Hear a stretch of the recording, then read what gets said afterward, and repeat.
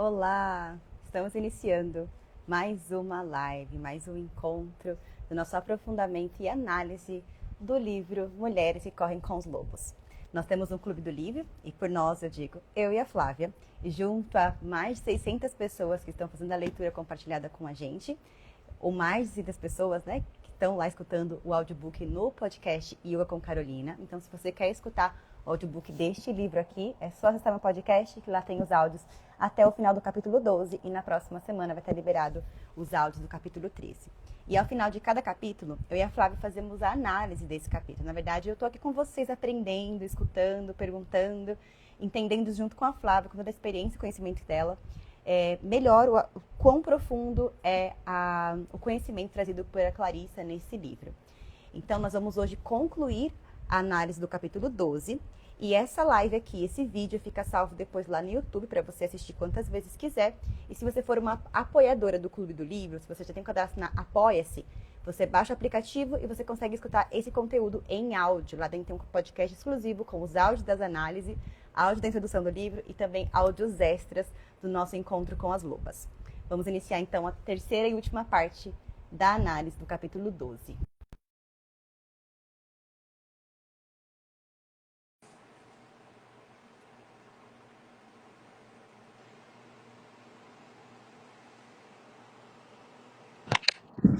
Olá, Flávia. Oi, Carol, tudo bem? Tudo bem, e você? Tudo na paz. Ih, travou? Voltou. Me escuta bem? Tô escutando, também mas escuto muito bem. tá. A minha tela tá. Bom, eu não tô conseguindo me ver, mas tudo bem. Pra mim tá normal, espero pra quem estiver assistindo também. Quem estiver ao vivo, é sempre bom lembrar, né? Você pode participar aqui nos comentários, trazendo dúvidas, sugestões, comentários mesmo sobre o que a gente estiver falando. E para quem não assistiu as outras duas lives, né? Vai lá no canal do YouTube, tem todos os links no nosso grupo do WhatsApp, para ficar mais fácil. Já tem a live da primeira e segunda parte desse capítulo, e hoje nós vamos ter a conclusão aqui da terceira parte. Isso. Nas lives anteriores, a gente falou um pouquinho sobre a raiva, né? Que é o carro-chefe desse capítulo, que ele vai falar sobre os limites, a raiva como impositora de limites. Então, a gente falou sobre a raiva como um termômetro para a gente entender a nossa raiva como um termômetro do que está acontecendo e para a gente perceber melhor o que está acontecendo com a gente, né? E ter isso como um radarzinho. Se tem alguma coisa me despertando raiva, antes de eu agir, de eu reagir automaticamente, deixa eu entender de onde essa raiva vem, por que ela vem, o que está acontecendo. E a gente entendeu um pouquinho também começou a falar um pouquinho também sobre essa questão dos limites que ela põe. Por que ela nos incomoda? A gente tem que entender um pouquinho sobre a nossa territorialidade e sobre o que a gente precisa para viver, sobre o nosso espaço, sobre os nossos limites, que às vezes eles não estão apenas dentro de um espaço territorial, né? Então, por exemplo, a gente está aqui numa live, onde a gente está dividindo, onde a gente está trocando, eu de um ponto de vista, você de outro. Se você começa a falar muito, não me deixa trazer o meu ponto de vista, territorialmente a gente entra numa disputa. Se eu começo a falar muito, não deixo você falar dentro de um ponto de vista, também estou tirando um espaço. E isso precisa ser dosado, isso acontece em várias áreas da vida. E quando a gente fala sobre limites de territórios, a gente está falando sobre isso também. Então, por exemplo, se eu começo a falar aqui sem parar e não te deixo espaço à fala, né? Isso aconteceu há um tempo atrás, que até foi bem interessante com uma comentarista política, que foi a Gabriela Priori, onde ela se destacou justamente porque dois homens não deixavam ela falar. E aquilo ali, obviamente, despertou nela uma raiva. E não só nela, em todo mundo que estava assistindo. De, poxa, que é isso? Você está invalidando a fala do outro. Né? Eu estou ali dentro também falando sobre um aspecto de territorialização.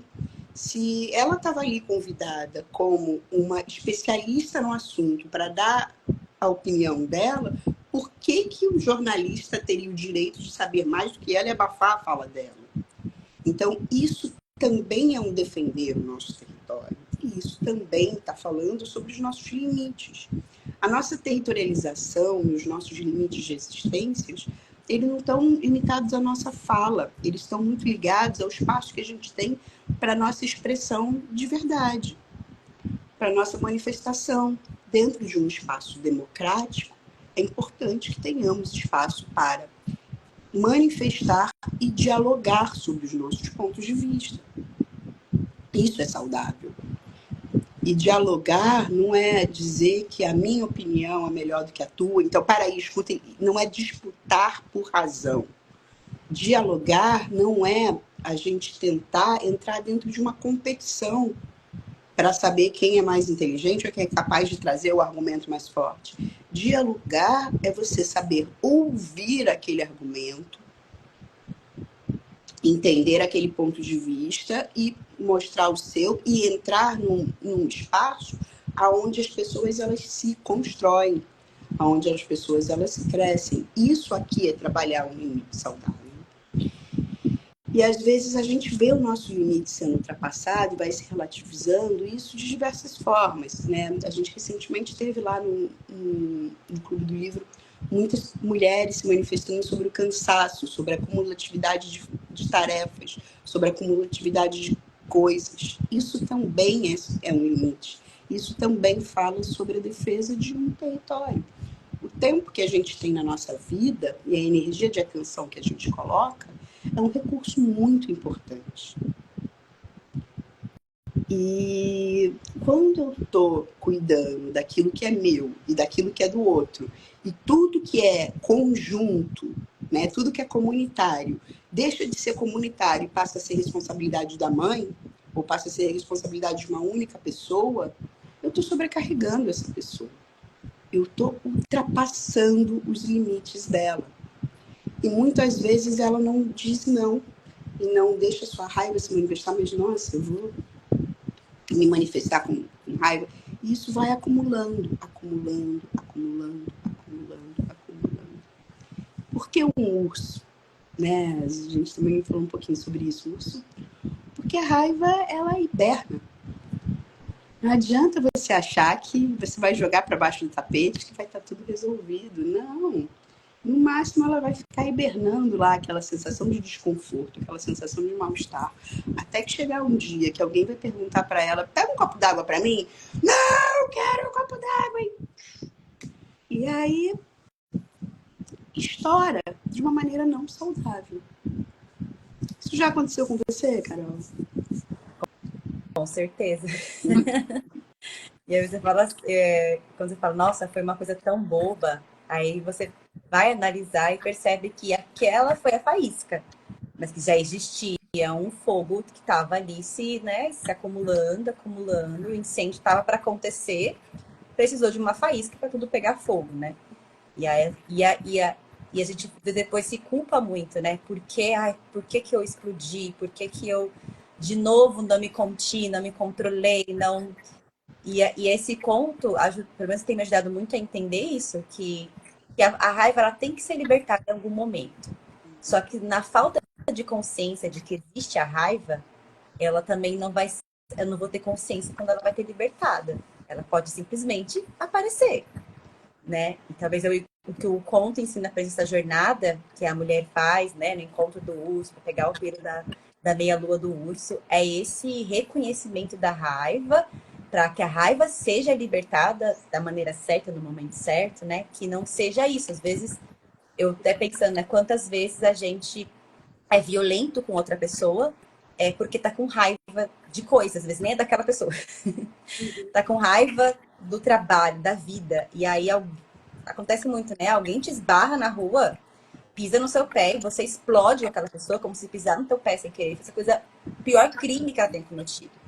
Né? Mas na verdade o que você está irritada com o seu trabalho, você está irritada com a sua família, com a sua vida, com outras questões que não tem nada a ver com aquela pessoa estranha que pisou no seu pé. Mas a pisada no pé acaba por dia. E a gente explode aquela pessoa e às vezes, né, acontecem coisas trágicas no trânsito, né? Isso acontece muito, as pessoas por uma fechada virar uma grande coisa, né? Até tirar a vida de alguém, uma grande briga, mas não era a fechada. É a raiva da pessoa que estava ali contida E ela simplesmente veio, né? Que é isso, o urso tem a raiva, né? Ele inverna, mas se ele perceber o perigo, ele volta raivoso. E a raiva, normalmente ela manifesta quando a gente passa por um processo de que a gente se sente desrespeitado, que a gente sente de alguma forma o nosso território invadido. Seja o nosso território espacial, né? Seja o nosso território de fala, seja o nosso território de existência, de, Mas é um território sei lá, de emocional. coisas mais simples. E hoje em dia a gente está tendo essa raiva, a gente está vendo uma mobilização política da raiva, né? E de uma forma muito clara, o que é muito triste, né? Aproveita-se, né, o grande marketing aí aproveita de uma mobilização que já existe, né, de um incômodo, de um mal-estar da população, para direcionar essa raiva para um foco que talvez não seja o real foco. Né? E aí a gente vê pessoas se debatendo, se brigando, se desentendendo, até mesmo dentro do núcleo familiar, por defender posições como se fossem times de futebol. E um ambiente democrático, ele não permite isso, ele não pode abraçar esse tipo de coisa. A gente tem que ter respeito e a gente tem que ter um posicionamento que possa dialogar para que a democracia seja possível, para que isso seja saudável. Eu acho que essa democracia, como você disse, se ela não existe nem no futebol, que deveria ser algo esportivo, lazer, né? Não existe democracia, né? Tem essa coisa territorial muito definida. Esse lugar, esse estágio em São Paulo e no Rio, acho que é muito comum. Essa linha de trem, de metrô, só vai um tipo de torcedor se pegar nesse lugar que entra, que é com a camiseta de outro jeito. Tudo uma questão muito, né, territorialista, assim, todo mundo demarcando e é tudo no alimentar dessa raiva. Né? Qualquer pequena invasão é uma raiva que é expressada. E esse, então, se não há democracia nos lugares que a gente deveria estar se divertindo, como que a gente consegue manter democracia no nosso lar, na nossa casa? A democracia ela vai ser a ideia da gente, num espaço de time de futebol, existe um elemento de competição ali, muito demarcado, muito territorializado. Tipo, tá, existe essa competição dos dois times, mas que deveria ser uma competição dentro de um campo, dentro de um esporte, dentro de um duelo esportivo, né? E não dentro de dois torcedores que estão trazendo raivas ou argumentos ou ofensas ou espaços diferentes, né? E que muitas vezes ele está trazendo ali dentro da torcida organizada um espaço para manifestar uma inquietação dele com a vida dele de uma maneira geral. Então, isso que a gente está falando sobre você direcionar a sua raiva ou a sua injusta inquietação para algo que seja produtivo e para o real sentido dela. Porque provavelmente se a outra torcida organizada, se o outro time acabar, a vida daquele torcedor não vai melhorar. Ele não vai ser mais feliz por isso. Deixar de ter raiva, né? Não, ele está sendo só um espaço de disputa. E quando eu estou falando sobre a democracia, eu estou falando sobre o plano político do país de uma maneira geral. Por quê? Porque o que a gente tem visto nos últimos anos é que, apesar do maior acesso a informações, apesar de uma maior facilidade hoje para a gente verificar fatos, para a gente buscar argumentos, para a gente embasar, para a gente ter uma participação política mais construtiva e mais embasada, mais assertiva, a gente está trabalhando aí dentro de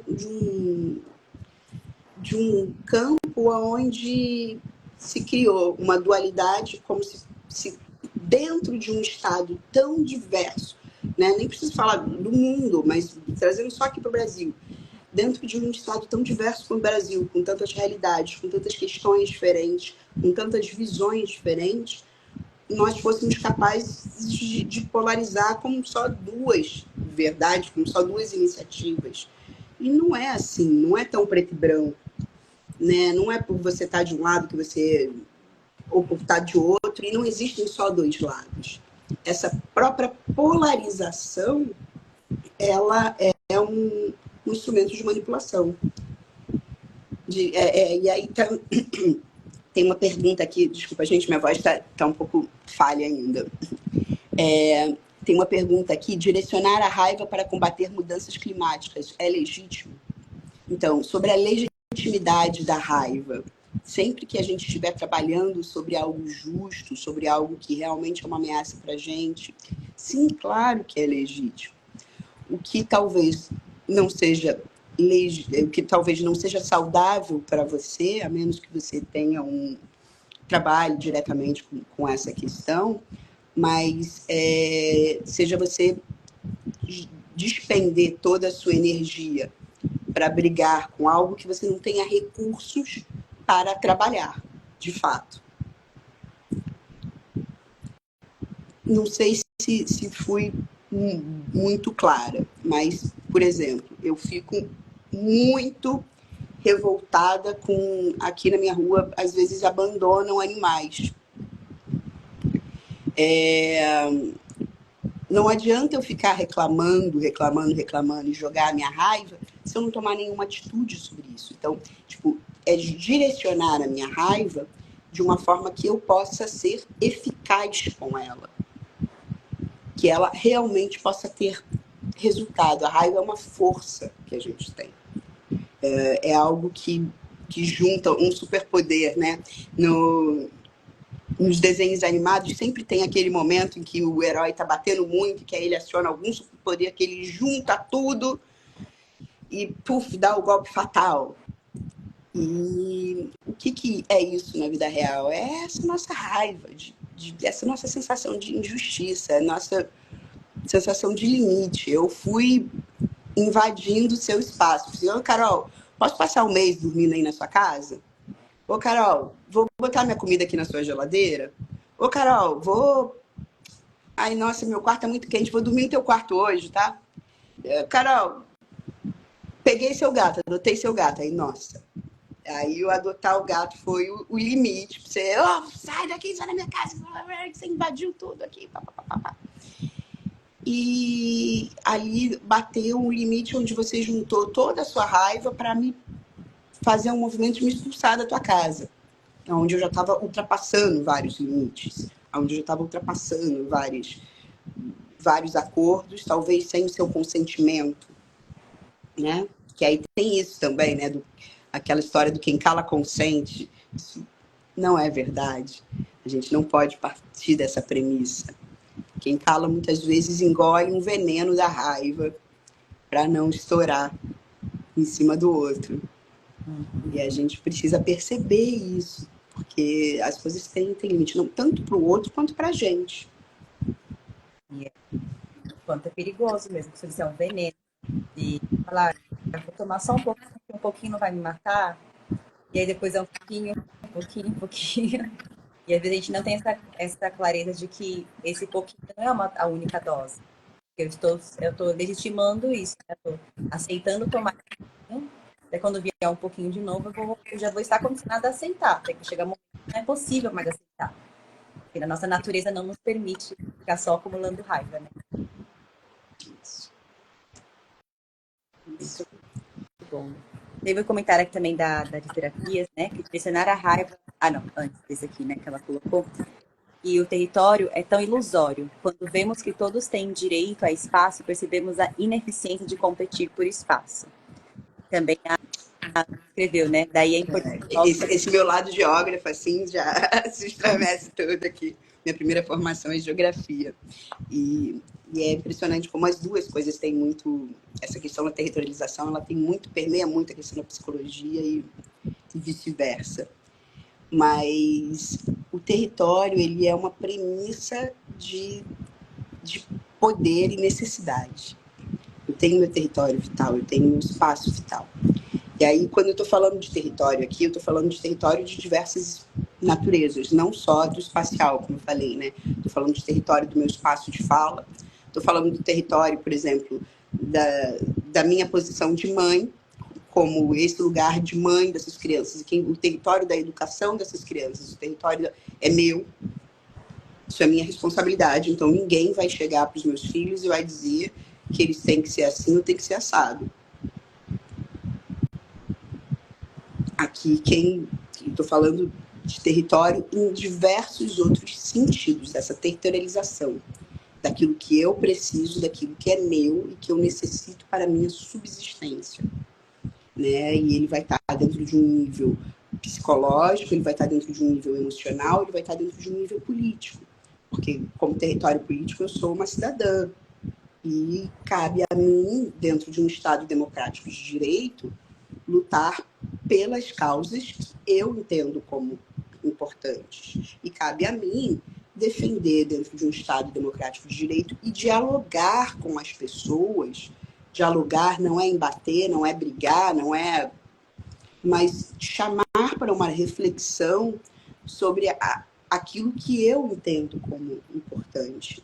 Né? Então, tipo, se eu acho que é importante que a gente diminua a carga horária de trabalho e limite aí o trabalho a 5 dias por semana, proibindo a escala 6x1, e eu acho que isso é uma coisa que pode criar impacto na minha vida, na vida de outras pessoas, melhorar a qualidade de vida, eu entendo isso como uma causa justa, então eu vou dialogar sobre isso.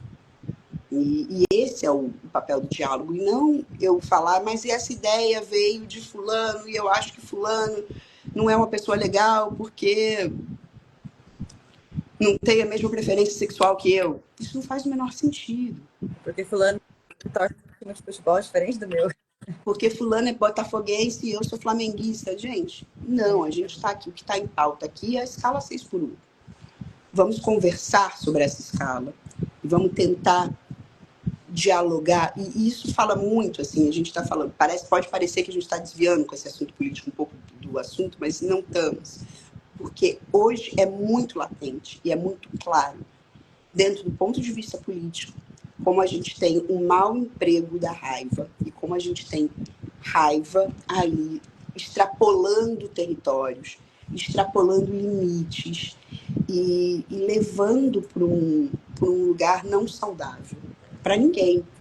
Não é saudável nem para quem solta toda a sua raiva ali, nem para quem recebe, nem para quem entra dentro de uma postura imbativa.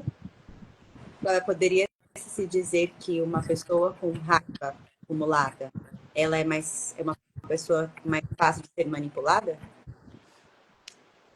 Pode ser, pode ser.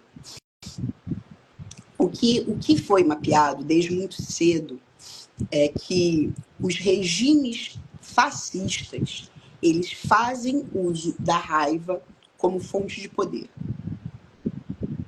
Eles fazem uso dessa inquietação popular raivosa, e isso foi um grande... dentro do ponto de vista de manipulação de massas, né? E aí a gente não pode... Enfim, fala-se também em gestão de massas, isso foi um grande salto, porque até então, o que se faziam com as grandes manifestações, ou com as grandes manifestações de inquietação, né? Ou você tinha a deposição de quem estava no poder, ou você tinha o surgimento de algo novo, e aí você começa a manipular essa inquietação para direcionar para o interesse de um pequeno grupo de poder que está fazendo isso. Então, direcionando a raiva que o povo alemão ficou, de como ele saiu devastado do pós-Primeira Guerra Mundial, chegou-se a situações absurdas, como eles ficaram, o que a gente chama de ódio, né? A raiva cega. Chegou-se a estados absurdos como o Holocausto judeu, né? E você tem isso acontecendo dentro de toda uma hierarquia de poder. possibilitou que isso acontecesse, né? Onde você tinha pessoas que denunciavam seus iguais, às vezes sabendo ou não que eles poderiam estar indo para a morte. E isso ser uma coisa normalizada. Então, a raiva é um sentimento muito forte, muito genuíno, como todos as 5 emoções primordiais. Todas elas podem cegar, todas elas podem levar a gente a um estado, né, que se ele está ali de uma forma inconsciente, ele pode levar a gente a tomar decisões equivocadas. Eu posso estar tão alegre aqui no carnaval, pulando meu carnaval, tal, que eu já pulei 5 blocos, e aí eu tô feliz. Aí a Carol chega, então vamos agora para aquele bloco lá impactar. E aí eu entro na barca, quando eu entro na barca eu vejo que eu não tenho mais condições, gente. O que eu tô fazendo aqui? Era para eu estar em casa dormindo, não dá para pular mais um bloco. Agora eu vou ter que pegar a barca até lá e voltar. É só um pequeno exemplo assim de como as nossas emoções, elas às vezes elas podem também levar a gente a decisões equivocadas. E saber lidar com elas é um estado de maturidade e sapiência. Eu saber lidar com a minha raiva, ela exige uma maturidade maior, porque, em geral, é a única emoção que a gente é ensinado a renegar desde muito cedo. Ninguém fala, nossa, que bom, você está feliz, olha, não, tudo bem, você está triste, agora, olha, tudo bem, você está com raiva. E essa raiva é legítima, e essa raiva é justa. Agora, o que você vai fazer com ela? E aí, a figura do urso, ela traz uma sapiência muito grande, que é a ideia de hibernação desse urso. A ideia de hibernação para que essa, né, o urso aí sendo representado como a nossa raiva, a gente tem o nosso urso da meia-lua interno, e é louco, né, que quem trouxe a figura do urso para isso foi uma deusa budista, Nankuin, que é a deusa da compaixão. Então ela traz aí uma proximidade entre a raiva e a compaixão, que vai estar falando sobre essa parte de legitimação. E essa compaixão, ela vai trazer também, ela tem que ser colocada para a gente, para que a gente entenda e tenha compaixão conosco, com os nossos sentimentos, e entenda qual é a melhor maneira e qual o melhor lugar para que essa raiva possa aparecer, emergir de uma forma saudável, né? E aí quem vem falar um pouquinho para a gente é a próxima história aí do Deserto do Sal. Lembra pra gente como é que ela era aí, Carol? Verdade. Tem. Até fiz algumas anotações e esqueci, isso acontece. Tá lá embaixo do cômodo. Vou confiar aqui na minha memória. Ela traz a ponto das árvores secas, se não me engano. Deixa eu pegar aqui no livro. E esse é um conto bem breve, né? Bem no final do livro, na verdade. As árvores ressecadas. E bem no final do capítulo, em que existia esse homem que tinha muita raiva, ele pediu um conselho a um mais sábio. Ele falou assim, e ele disse, para você trabalhar a sua raiva, você tem que se isolar no deserto, e lá você vai cuidar da pouca água que tem aqui, né? Vai servir água para as pessoas, e só assim você vai se livrar dessa raiva. E assim ele ficou, durante 2 anos, isolado lá no deserto, servindo aquela água turva, né? Porque a gente passava, até que ele sentiu que ele não sentia, até que ele percebeu que ele não sentia mais raiva, daquela raiva tinha passado. Até que um dia chega um cavaleiro e ele oferece água para o cavaleiro, e o cavaleiro desdenha. Ah, essa água turva, né? E aquela ação desse cavaleiro, desdenhar, ridicularizar ele, faz com que uma raiva muito grande venha nele, e ele, de repente, dá um golpe naquele cavaleiro e mata o cavaleiro mesmo. Quando ele vê o que ele pode fazer, na hora ele se a culpa, fica incrédulo que ele foi capaz de fazer, e chega um outro cavaleiro em seguida, olha aquele corpo do cavaleiro morto, fala para esse homem, você matou o homem que estava de assassinar o rei. Você Carol, tá cortando a sua fala. tá me escutando agora? Tô. Mas fala mais um pouquinho, por Ok, favor. então vou voltar aqui. E ele ali servindo, né, a água, pegou esse cavaleiro e o cavaleiro desenha da água dele. E ele, naquele momento, vem com uma raiva muito forte e ele mata o cavaleiro. Quando ele percebe o que fez, ele sente arrependimento. E em seguida vem o outro cavaleiro, olha aquele homem morto e fala pro cara: Você acabou de matar o homem que estava a caminho de assassinar o rei. Salvou o rei. E a partir daquele dia, a água do deserto fica limpa, começa a nascer flores, né? E a vida naquele oásis do deserto finalmente melhora. E vendo desse ponto, né, Clarissa traz pra gente, primeiro, que não é um ponto sobre legitimar assassinatos, mas sim sobre a liberação da raiva. Como a gente pode entender esse ponto, claro? Então, a raiva dele, o estado dele de despertar e de manifestação de agressividade dele, ele não morreu. Ele estava ali adormecido, porque ele estava ocupado passando vida para as pessoas, né? E normalmente quando a gente está fazendo esse tipo de movimento, que a gente tem de resposta, é a gratidão. E aí, enquanto eu estou no ambiente, né? Uma pessoa muito raivosa, você pega ela, joga ela dentro de um templo budista. Na primeira semana ela vai quicar que nem pipoca e vai ficar com raiva, mais raiva ainda de tudo. Na segunda semana ela vai começar a se amansar. Na terceira semana ela já talvez entre ali no esquema e ela não tenha muitas situações em que ela vá sentir raiva, uma vez que ela entenda a dinâmica do lugar e que ela acorde e tudo mais. E aquela coisa vai adormecendo, porque talvez não tenha ninguém ali cutucando a ferida dela do que dá raiva para ela. E aí ela pode perceber que ela é uma pessoa de paz também.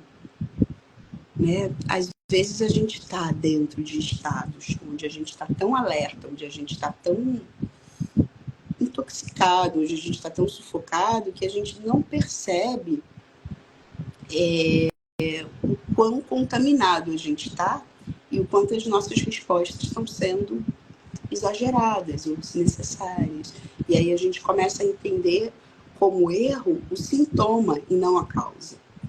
Então eu começo eu que sou uma pessoa muito raivosa, não eu que estou num ambiente muito tóxico, não estou sabendo lidar com isso.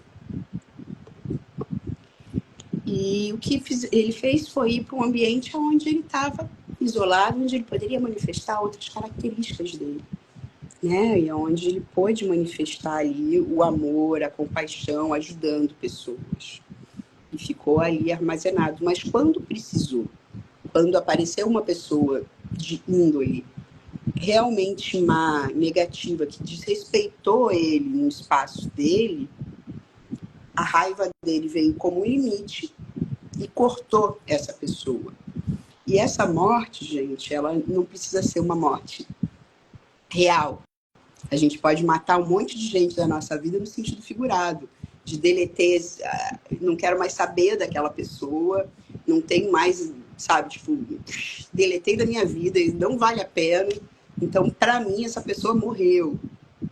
Né? Isso é uma forma também, que a gente vai falar um pouco mais adiante, de manifestação de raiva. Né? Nem toda raiva vem na agressividade, né, real ou física. Ela tem muitas outras maneiras de aparecer.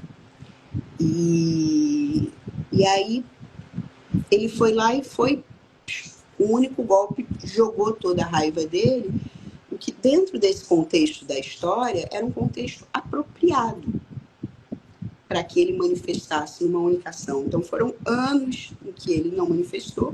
Quando ele manifestou foi quando apareceu alguém que realmente ultrapassou os limites, que foi desrespeitoso com ele, que estava dependendo dele para a vida, que foi muito desrespeitoso. A minha fala também... não, tá tá cortando aqui para mim. Tá conseguindo escutar direitinho, Carol? Eu tô te escutando bem. Então, ele transferiu ali a raiva dele para o momento em que fosse oportuno. Vou dar um exemplo de uma pessoa que eu conheci, que era filha de empregada doméstica, que morou com a mãe na casa, passando uma série de dificuldades, e aquilo magoava, que aquilo gerava um incômodo muito grande nela. Ela passou por uma série de desrespeitos, a mãe dela também, via a mãe dela sendo desrespeitada muitas vezes, e aquilo foi criando nela um incômodo, e ela jogou a raiva dela toda para se dedicar ao estudo. Na primeira oportunidade, abraçou o ProUni e foi fazer medicina. E aí ela falando que eu gostava de medicina, eu nem sabia o que era medicina, mas eu sabia que ali era uma oportunidade de eu sair, de transformar a realidade que eu estava. E eu joguei tudo que eu tinha de energia para aquela ação. E eu fiz com que aquela ação mudasse a realidade da vida dela. Hoje é uma médica, foi morar em outro país, e que ajuda a mãe dela também e a ter uma realidade diferente, a ter uma vida diferente. Como se a é um combustível de transformação, de construção ou de destruição. Seria isso? Exato, exato. E a gente tem que saber aonde utilizar, porque é uma manifestação para a gente de que tem alguma coisa errada, que vai dar uma força para a gente reagir de alguma forma. E essa força, ela não vai se dispersar com o tempo. Né? A Clarice, ela chega até a falar que não é que nem pedra no gelim, você vai esperar o momento certo que ela vai... Não, ela vai ficar adormecida.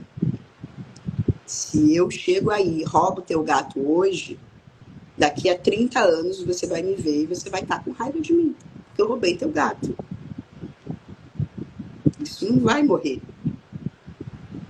Isso não vai se dissipar, não. O tempo já passou, tá tudo bem. Ela roubou meu gato, mas ficou de boa. Seria o do perdoo, mas não esqueço, né? Lógico, tem coisinhas assim menores que às vezes não são objeto real, né, da situação, que a gente pode até esquecer durante o tempo, mas principalmente coisas menores, tipo, peguei sua bala, comi a bala toda, né? Mas Algumas coisas a gente... existe a memória, eu sei que eu senti raiva de você por aquela ação. Isso não dá para esquecer. Exato. Quando é algo justo, quando é algo que fere, que continua a ferir e a manifestar, isso não se apaga.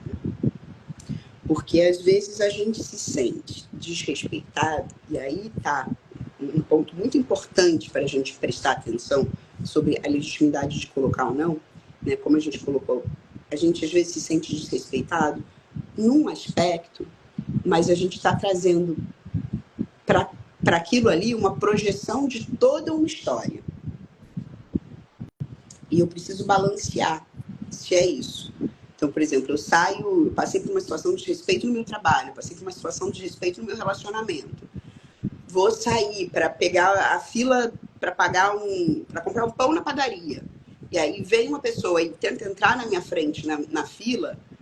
Tipo, existem várias maneiras de me manifestar para isso. Eu posso manifestar, olha, aqui está tendo uma fila, a gente está... Ou eu posso falar, aqui na minha frente não, tu vai lá para trás. E aí eu joguei toda a minha raiva do dia naquele momento ali.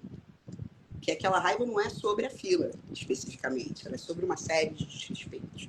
Então eu preciso ter sapiência para eu conseguir perceber, e autoconhecimento, para eu conseguir perceber da onde está vindo essa raiva e conseguir tomar a decisão mais acertada, mais assertiva sobre ela. Seria essa ideia de primeiro reconhecer a raiva, entender a raiva,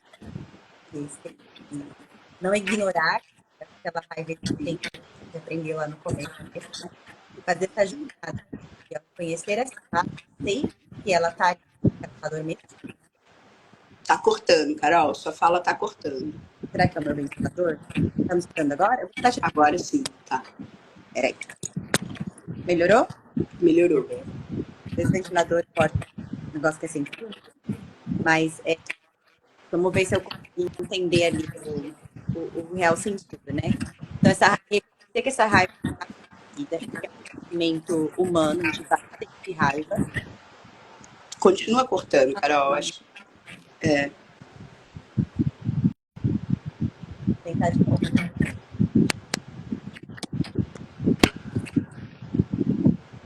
Consegue me escutar melhor agora? tô. Ó, vamos tentar assim. Então, reconhecer essa raiva, que ela fica dolorida. Não, pode Tá cortando. Ixi. Então, vou deixar você concluir aí, Flávia. Tenta desligar um pouquinho o É, ventilador, não sei esse é o isso. ventilador. Peraí. Porque às vezes ele influencia no. Difícil desligar o ventilador com calor de 32 graus, né? Mas melhorou agora? Melhorou. Vamos ver, pode ter sido isso. Vamos lá. Então, identificar que ela continua acontecendo. Continua cortando. Mas fala, que a gente tenta Então, botar. de que essa raiva existe, né? Ao identificar isso, e que existe uma jornada de saber que essa raiva ela está adormecida. Em algum momento ela vai organizar, ela vai ser liberada. E eu, Isso. tendo consciência que essa raiva existe, eu consigo direcionar ou para uma construção, para uma destruição. Enquanto eu ignoro que essa raiva existe, eu perco o controle sobre ela. Pode vir, né, desse momento que alguém furou meu lugar na fila e de repente eu expressei a minha raiva. Ela precisa ser expressada.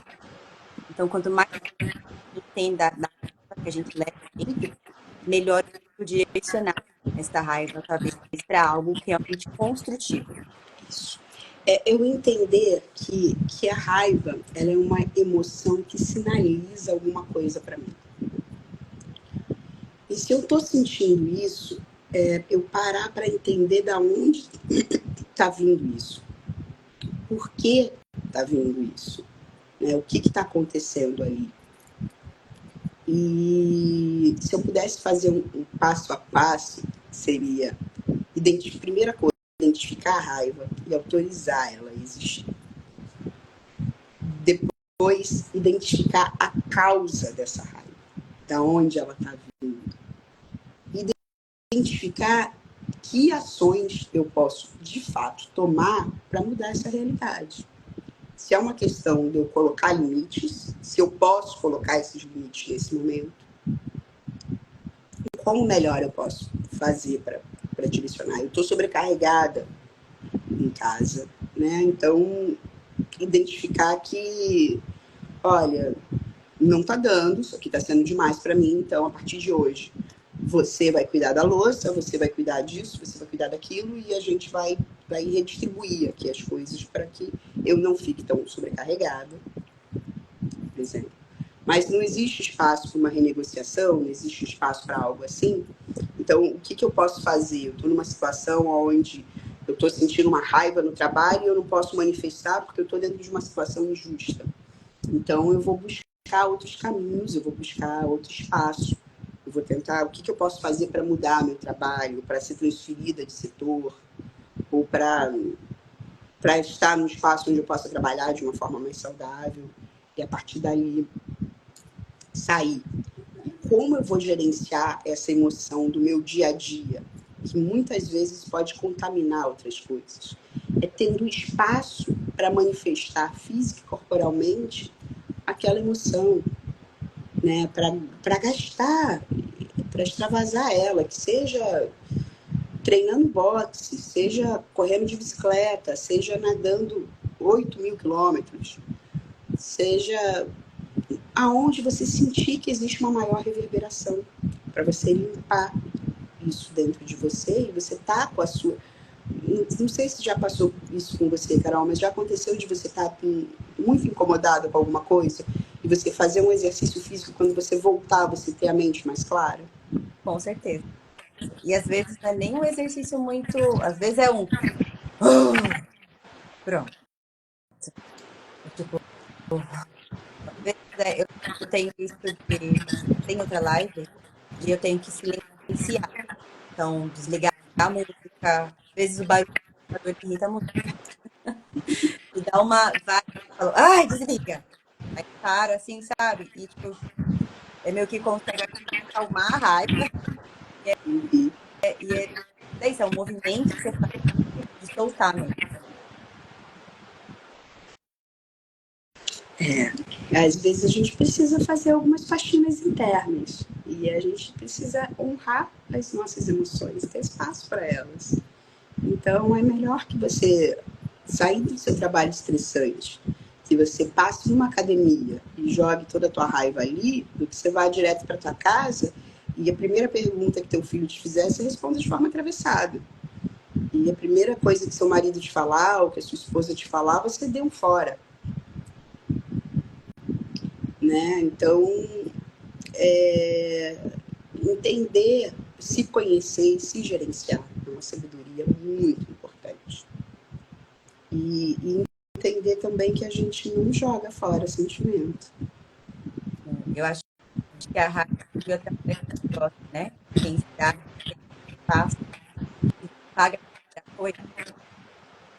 E, não sei se você já viu, Flávio, mas São Paulo. Repete, por favor, Ah, cortou. em São Paulo tem, deve ter também no Rio, em outros lugares, ou lugares que paga para tirar coisa. Nossa, não, aqui no Rio não tem, não. Ainda não. Talvez tenha, viu? Deve estar numa bolha aí. Então você vai lá e você quebra a televisão, e quebra vidro, e quebra coisa por uma proteção, pega um taco, uma madeira, coisa, e é meio que isso, paga para falar quebrando coisa e vai embora. Então já vemos que é mal da nossa época não compartilhar a raiva. Então já estão monetizando isso também. Meu Deus, é impressionante. Impressionante. Me lembra aquele filme Um Dia de Fúria, né? O cara sai quebrando tudo, sai. Que fez muito sucesso aí na década de 90 e que parece ainda super atual, porque hoje, naquele tempo, foi um grande espanto, mas foi um prenúncio do que a gente está vendo hoje. Né? Muita gente aí em desequilíbrio emocional que não está conseguindo lidar com todo esse sistema e estourando e estressando de uma forma mais de barbárie. Né? E para como ainda temos mais 10 minutos lá para a gente concluir, a gente vai, Clarissa traz. A gente vai concluir às 6, eu pensei que a gente tivesse mais um tempinho hoje. Né? Mas se você um pouquinho mais, só não tem tanto tempo assim. Mas também para não estender tanto, né? A gente pode depois também abrir para perguntas. Mas queria trazer esse conceito, né, dos descansos, porque como a gente está conectando liberar a raiva, e que ela fala desses lugares, tem no Brasil também, se eu não me engano, talvez podem confirmar, já deve ter em alguns lugares, na estrada que pequenas cruzes, né, às vezes desenhada ou de madeira, às vezes com nome, que não, mas lugares que são que alguém que representam que alguém perdeu a vida ali, né? E aquele é um ponto onde uma vida se foi perdida, ou de forma acidental, ou por uma questão, e que é como se fosse um memorial, né? E ela conecta isso com nossas mortes, né? Esses pequenos descansos que a gente reconhecer quando que a gente morreu, aonde, como que isso nos ajuda a lidar com essa raiva. Os descansos são uma marcação, uma homenagem à vida que estava ali, que ele fez ali, né? E entendendo aí o que acontece, o que é falado, trazido para a gente desde La Loba, desde o capítulo, que nós somos um lobo, que hoje encantado, mas por diversos pedaços de outras existências e que vai morrer e que vai deixar seus pedaços também por aí, porque ele precisa ser revisto. Isso faz parte de um processo de revisão natural da vida. Então, existem processos, existem lugares nossos que eles vão morrendo durante o tempo, durante o nosso caminho, que eles precisam de espaço para morrer e que a gente precisa de espaço também para honrar eles, para reconhecer. Olha, ali ele morreu, mas o que eu tirei dele aqui, o que eu trago dele disso para mim como exemplo, né? Então ela traz aí uma sugestão de exercício para a gente fazer, de traçar a linha da nossa vida, para marcar com uma cruzinha todos os aspectos seus que foram descansando ao longo da sua vida. Então, eu, por exemplo, eu fui durante muito tempo uma estudante muito ativa dentro do ambiente universitário, sempre participando de DE, de DCE, engajada ali dentro de uma luta muito grande dentro daquele espaço ativo. E eu saí dali e fui trabalhar numa empresa de petróleo, assumi um cargo de gestão. Parte de mim, né, teve que morrer naquele espaço, porque ali já não existia mais espaço para embater da mesma forma. Não que os meus valores e os meus propósitos tenham mudado, não é isso. Não é sobre isso, mas a minha forma de lutar, estando num lugar diferente, ela precisa mudar, ela precisa se adaptar. Então, ali, quando eu saí da universidade, uma Flávia, que agia de determinada forma, morreu. Ou está em descanso, e ela pode ser que em algum momento da vida ela ressuscite. Então, eu preciso trazer alguns aspectos dela, porque eu sei, esse caminho eu já percorri. Ele morreu, mas ele continua homenageado dentro de mim. Ele continua existente dentro de mim. E o respeitar esses descansos é respeitar todas essas minhas versões possíveis. Escolho não mais ter.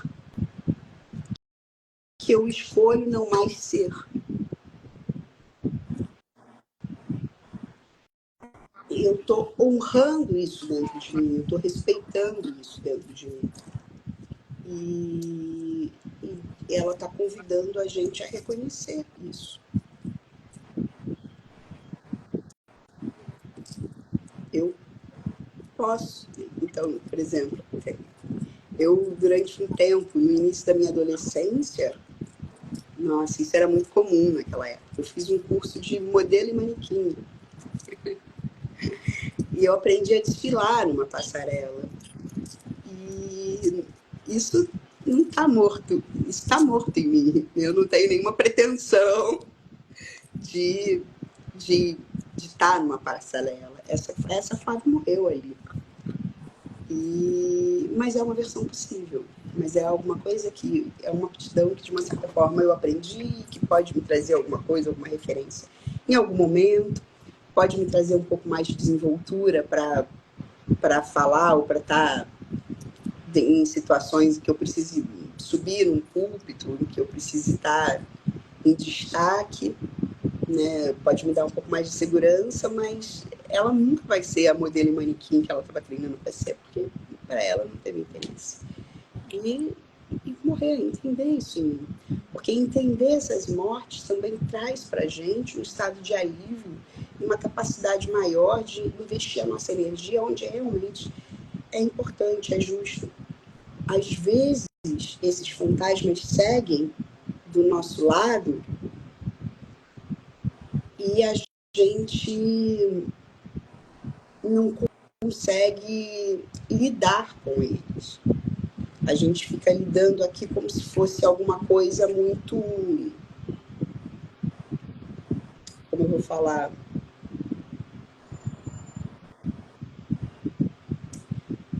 Às vezes a gente começa a lidar como alguma coisa que estivesse cobrando alguma coisa da gente, como se fosse uma coisa possível, mas tipo, por exemplo, houve um momento na minha vida em que eu fazia 3 horas de exercício por dia.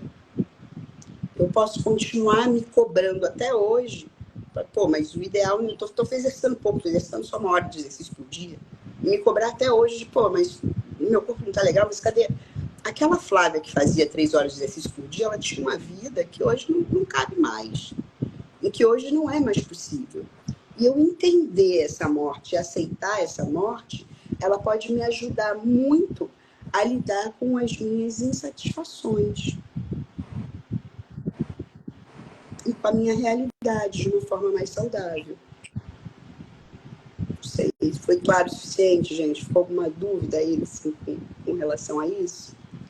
Super perguntas. Consegue me escutar? Falhando, consegue me escutar? Estou escutando. Boa. Alguém tem alguma pergunta ou comentário? Comentários aqui ou lá no grupo do WhatsApp depois, né? Também a gente segue, sempre acolhendo ali, porque nem todo mundo está lendo o livro ao mesmo tempo, né? Então, quem chegar nesse capítulo no outro momento, chegar nessa live daqui um tempo no futuro, se você está escutando do futuro, se tiver dúvidas, perguntas, vem, escreve comentários aqui pra gente, ou entra no nosso grupo do WhatsApp e fala com a gente também, né? Porque esse tema, como a gente falou, vai bater na gente de formas diferentes, dependendo de qual versão nossa que a gente está vivendo, né? E ver esses descansos como descansos daquilo que a gente foi, seja positivo ou não, seja versões minhas, um rabinho aqui aparecendo, sejam versões minhas que eu não quero, não tenho apego a elas, né? Estou feliz que elas não existam. Já versões minhas que eu tenho um carinho muito grande, até um certo apego, né? Tipo, nossa, não quero ter aquela mulher que eu era, ou aquela profissional que eu era, ou aquela. Eu vejo isso muito acontecendo com as mulheres durante a maternidade, né? De ver uma versão sua morrer e uma versão que elas gostam muito, às vezes, né? A versão da mulher que não era mãe, da mulher que tinha outras prioridades. Quando essas prioridades mudam, tem esse descanso, mas tem muito daquela mulher que vem nessa mãe também, né? Não tem, mas muda-se a vida como ela é, muda a prioridade, muda a maneira de sentir as coisas, de ver o mundo, não tem como não mudar. Mas a gente entender que aquela sua versão está descansando, que quando você precisar dela, ela vai estar em você, as coisas, habilidades, né, que aquela mulher tinha, ela continua em você, não se perde completamente. Acho que isso é importante para a gente não alimentar uma própria raiva de quem a gente está se tornando. Né? Tipo, nossa, eu não gosto dessa minha versão, porque eu gosto da versão que eu era antes, e aí eu direciono isso para culpar os meus filhos, a minha vida, a minha questão de saúde, né? Pessoas que passam por grandes mudanças na questão de saúde, ou passam por processos traumáticos, né? Em questão de uma nova adaptação de vida, né? Ou por uma doença crônica, por uma questão de adaptação física, e tem esse momento da raiva, né? Tipo, agora eu sou uma pessoa com deficiência, agora eu sou uma pessoa que tem que tomar esse remédio até o dia que eu morrer, agora eu sou uma pessoa que eu tenho que sempre pensar nessa questão de doença, que eu nunca mais, né? E deixar aquela sua versão descansar, entender que você leva com você o necessário, eu acho que faz a gente não alimentar essa raiva, ou pelo menos compreender essa raiva, que ela é legítima, mas que ela pode ser direcionada para uma construção da sua nova versão, e não em tentar destruir a sua versão que está nascendo. Pode ser até que ela seja levada para uma destruição, mas que essa destruição ela seja positiva. Ela seja algo que te possibilite caminhar a partir daí. Né? Porque o ciclo da vida ele é disso, ele vai precisar de momentos de destruição, momentos de construção. E a raiva é um importante combustível para isso. Mas eu saber gerenciar manejar essa emoção dentro de mim é algo muito importante. Quis aparecer, não tem jeito. Meliante. É algo muito importante. É algo que vai influenciar muito na minha qualidade de vida, na forma como eu vou estar ali, na forma como eu vou estar na forma como eu vou estar no meu dia a dia. E muitas vezes ela pode trazer também marcas de mal-estar que vão me machucando e que vão me marcando durante a vida.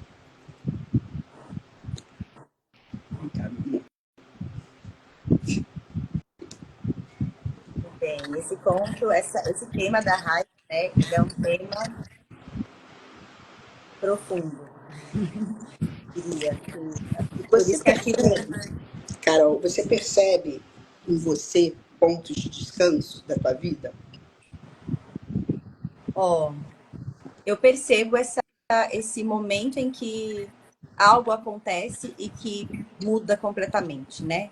Eu acho que a pandemia foi um bom ponto de mudança para muitas pessoas e que se a gente escolheu descansar quem a gente era, ou a vida que a gente levava para viver uma vida nova, experimentar uma nova versão de nós mesmos, né? Uma nova maneira de viver, de sonhar, ou a gente ficou tentando reviver a vida, o que eu era antes do mundo parar, né?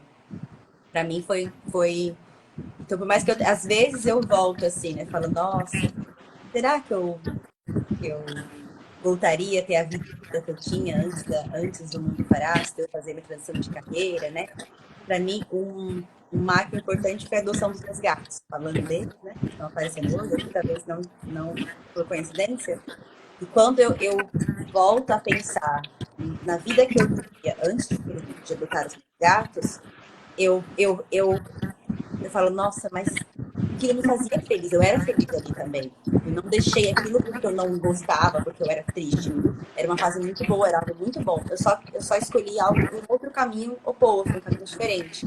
E nesse caminho fez sentido eu adotar os gatos. E aí quando eu penso, mas e se eu for viver aquela vida de novo? Se eu for morar no navio de novo? Se eu for viajar de novo? Aí eu volto e falo, mas eu tenho dois gatos. E eu não vou abrir mão de estar, né, dessa escolha que eu fiz. E aí eu fico quase numa nostalgia, assim, melancólica. Falar, era tão legal, mas tem tanta coisa boa nessa vida que eu tenho hoje, que ainda bem que eu já vivi aquilo.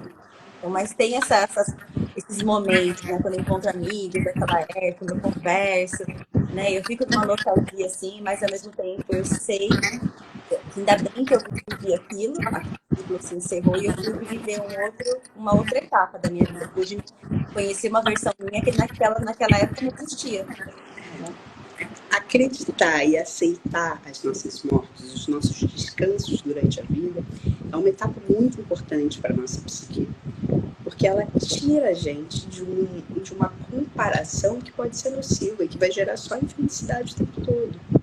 Eu não tenho como ter todas as versões de mim aqui comigo agora. Eu preciso fazer escolhas. E algumas versões elas precisaram morrer pelo caminho, elas foram só um ensaio, foram só uma tentativa, foram só uma experiência, foram só uma experimentação. E, e tudo bem, enquanto eu não aceitar essas mortes, eu não aceito melhor a vida que eu escolhi. Eu não abraço melhor a vida que eu escolhi. Eu perco tempo, às vezes, dentro de uma comparação que ela pode ser, por isso que ela traz isso como exemplo, ela pode ser muito nociva, porque ela mantém a gente preso dentro de uma engrenagem que não deixa a vida fluir. Então, entender os descansos e entender as nossas mortes pelo caminho da vida. E que foram mortes necessárias, foram mortes escolhidas. E só a morte de tanta gente possibilitou que essa vida continuasse até agora. E sem a morte não era possível continuar existindo às vezes, né? É. Ainda existo e caminho e sigo e porque existiu essa morte, porque aquela versão não tinha mais espaço para viver. Sim, Tudo sim. tem, né? Tudo é cíclico. A gente morre e também vira adubo para que outras vidas possam existir, né? Então nenhuma morte é em vão. Toda morte tem também um significado, né? Tá aí faz parte do ciclo sem fim. Tem uma questão de etapa do crescimento, né? Que o difícil não é o nascimento do adolescente, mas é a morte da criança. O difícil não é o nascimento do adulto, mas a morte do adolescente. Mas para que cada uma dessas fases se concretize, eu preciso matar, de uma certa forma, o interior. E o que a Clarice está nos trazendo aí é uma forma de respeito, de carinho e de honrar essas mortes. ela sempre vai existir ali. Aquela referência realmente aconteceu, realmente existiu, eu honro ela, mas ela está descansando ali naquele canto. Descanse em paz. Que eu siga meu caminho em paz, com seu descanso. Sem trazer todos esses fantasmas comigo para atordoar a minha psique. Muito bom. E eu vou deixar aqui, para quem não assistiu aqui, se alguém não ter assistido, uma dica, uma recomendação daquele filme, é uma animação da Disney, né? Chama Red, que é. Ah, então, Flávia, é um dos melhores filmes de assistir. Vou dar um spoiler, só do contexto, mas não da história em si. Ele, na verdade, ele fala sobre a menarca, né? De quando a menina tem sua primeira menstruação e como que ela lida com a raiva, que é o que você falou, essa morte da infância. Tem uma coisa muito feminina ali, vocês vão perceber como a lua também vai ficando cheia conforme ela vai passando o ciclo, né? A lua que aparece no filme, e ela vira um urso, um bicho. Quando ela menstrua, ela vira um bicho vermelho. Aí combinou muito assim com essa história, né? Esse filme é feito por pessoas amarelas, então tem uma coisa ali da cultura oriental presente. Eu acho que tem também a ver com a história que a gente vê, que passa no Japão, né? Então, para quem não assistiu, é um dos meus animações dessa nova era de animações, né? Que tem uma coisa muito feminista, muito legal, assim, um protagonismo feminino muito positivo. Favoritos, assim, chama Red, tá no Disney Plus, deve achar na plataforma, não sei, mas tem um subtítulo, né? Não sei, mas é Red, de cor vermelha. Assim. É muito boa e fica aí pra gente analisar como talvez a gente lidou com essa raiva lá atrás, né? Com as mortes, com os descansos. E aí a gente tem que entender também nosso processo hormonal, né? Que traz pra gente uma raiva mensal. Assim, tipo, é aquele momento de que eu já tô... E olhar essa raiva dentro do nosso ciclo. Nós vivemos o ciclo mensal. E aquele momento da raiva é justamente na pré-menstruação, né? E aí é quando a gente está jogando lixo para fora. E o que essa raiva tá... Por que ela está vindo nesse momento? Que é justamente para a gente limpar o que não cabe mais. É muito, muito significativo. Fica aí essa dica. E depois do carnaval, a gente começa a ler o capítulo 13. Então, em breve, voltaremos aqui com mais análise. Lembrando que o áudio dessa análise fica no aplicativo da Apoia-se, né, que é mais fácil acompanhar áudio, sem ter que carregar o vídeo, sem ter pausa de propaganda no YouTube, nada disso. Mas vocês podem conferir essa live aqui no Instagram e também no YouTube, para ficar mais fácil de pausar, voltar, né, se precisar ver de novo. Isso, e a gente vai ter também o encontro das lobas, né? Em breve, onde a gente vai falar de uma forma muito mais prática e objetiva sobre a gestão e manejo da raiva. Então, se você ainda não faz parte do grupo de apoio-se, quer participar do nosso próximo encontro, corre lá na plataforma, que vai ser marcado em breve aí, pós-carnaval. Exato. Esse live no YouTube, aqui na descrição tem o link. É um valor simbólico de R$10 por mês. Todo esse conteúdo extra, né? Faz trabalho de colocar lá os áudios no aplicativo, fica bem fácil de acessar. Tem o nosso grupo do Encontro com as Lobas.